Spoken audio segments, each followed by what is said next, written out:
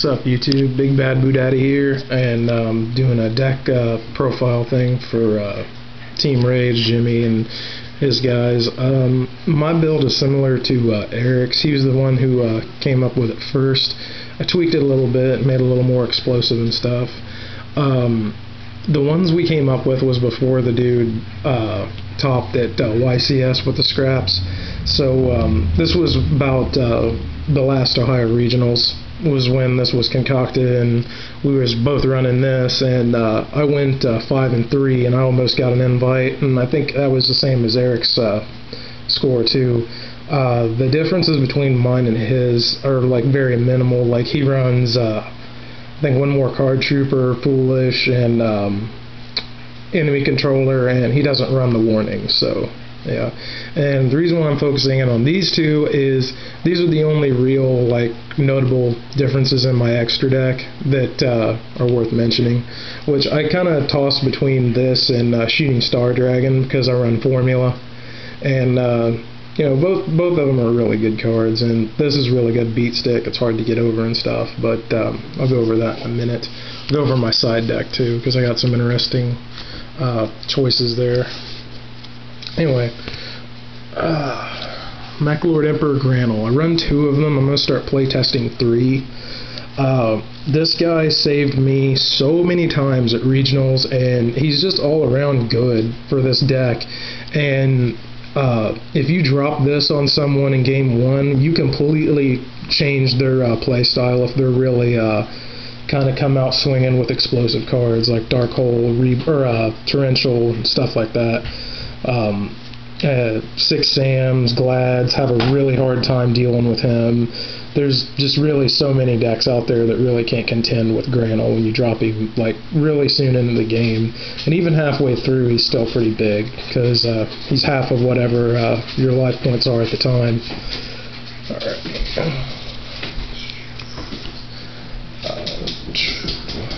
2 effect veilers. And one of the most busted TCG promo or exclusives we've got in a long time, Reborn Tengu. Always run 3 of these guys, which this thing's ultimate fodder for like Scrap Dragon. You can make him with Beast, and then when the second one comes out, pop, and then just run through with 17 and 28. And a lot of times you can make game-winning plays with him too, doing that crap. I run double Cyber Dragons in my build because 2 golems, that was the other thing Eric runs, is 2 golems. I don't. I run just 1 Sidra, or I mean 2 Sidras, because I can go into twin really easy with this and Beast, or I can go into regular scrap with this and Goblin. And it's also good for if you run into Katakuri plans, since you don't need to side out for it. You already got it in the deck, so just go ahead and contact fuse. 1 Run Searcher, and I'm thinking about taking this out for the other Granel because I never really pitch this thing with Scrap Storm anymore. I usually pitch Orthoros or Chimera, and then I just set up my plays like that. And a lot of times when he's drawn, he's just like dead in my hand. I mean, because he's weak as hell, and anything in the game right now can run through him. So he might be going my 1 lone golem. I run 2 Orthos. In fact, I might as well go ahead and get the other tuner guys out, since I run 2 copies of each of them, because 3 just gets kind of redonkulous, and it's just where you have more flexibility with it, like, because you can make plays, and where if you give it Scrap Dragon, you can just special Orthos, pop it, get Chimera, and then make a second one if you haven't normal summoned that turn yet. Or you can make some other plays with it too, like he's already out and you got another scrap, summon him, pop that, and make something different. There's just literally so much flexibility with these guys when you run like 2 sets of them a piece and stuff.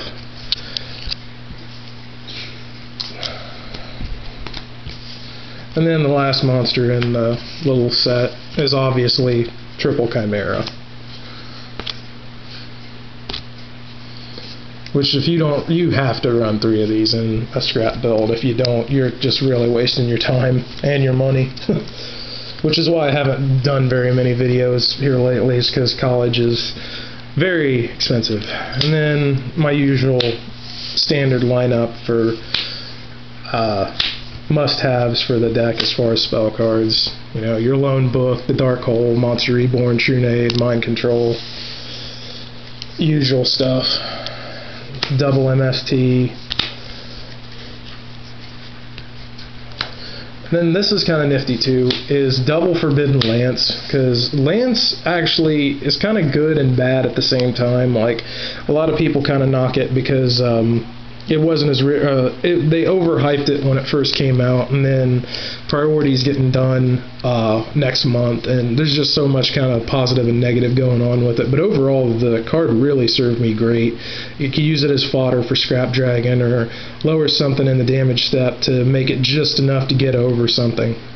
I actually used it to get over Sheehan's and other things too. It's a really nifty card. That, and you can lower Granul with it, and Granul doesn't lose the 800 because his attack is always half of whatever your life points are. So you have like an immortal 4000 just running through crap. It's lovely. Triple Storms, because since we got Orthros now, you almost have to run triple Storms, triple Scrapyards, which you run triple Storms anyway before that, but it's even more kind of a must-have thing now, just like with the triple yards now, because before my other build I only ran 2 yards because 3 was kind of overdoing it, and in a lot of things now in this format, if you run triples it's kind of a bit much, so you always want to kind of just do doubles. So on the traps, 1 trap stun, torrential, mirror force, judgment, and double solemn warnings. Ulti's too shiny. But yeah, and then Eric's build didn't have the warnings, and that was kind of a game-breaking kind of thing in a lot of games too. And sometimes I would even side out 1 warning in game 2 because I just wanted to have that much more of a stronger Granul, because if you use judgment and your 2 warnings, you're going to have a weak-ass Granul at any point in time. Since this build does not have anything that really gains life points, like, I mean, I could probably tech in Thought Ruler Archfiend in my extra deck or something, but it's just not worth it. And on to the extras. 1 Trish, and a lot of my logic in running 1 Trish is, hey, I have a Trishula, I should be using this card.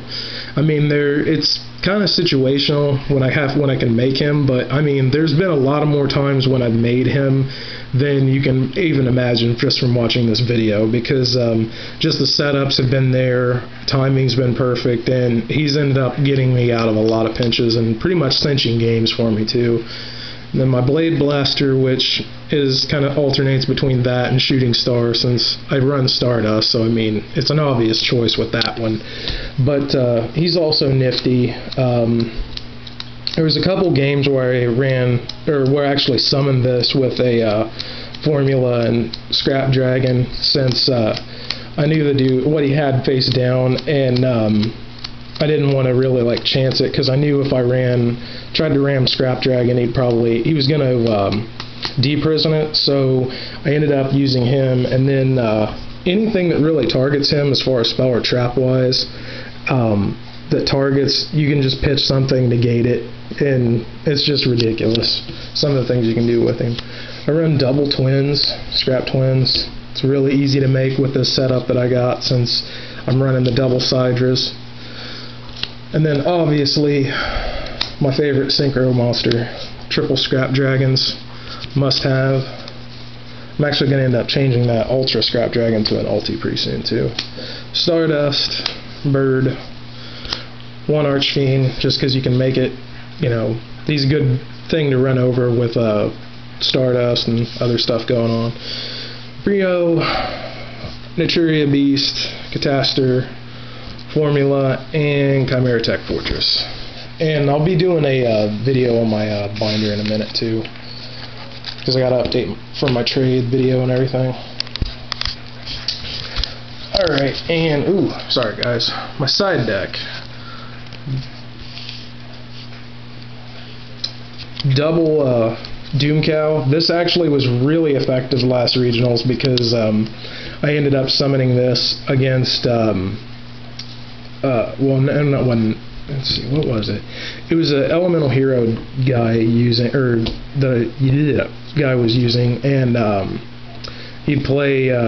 He would try to play around this, but it just wasn't helping him because he had Stratos, and he didn't want to ram Alias and stuff like that. And then there was another time where he ended up summoning Ab-Zero, and I ended up destroying it while Doomcow was up, and he didn't get the field wipe, so he wasn't happy about that. One Swallow Flip, one Ryo, one Oppression, one Reaper, Puppet Plant, Pulling the Rug, 2 Kinetic Soldiers for obvious reasons. Hate 6 Sams.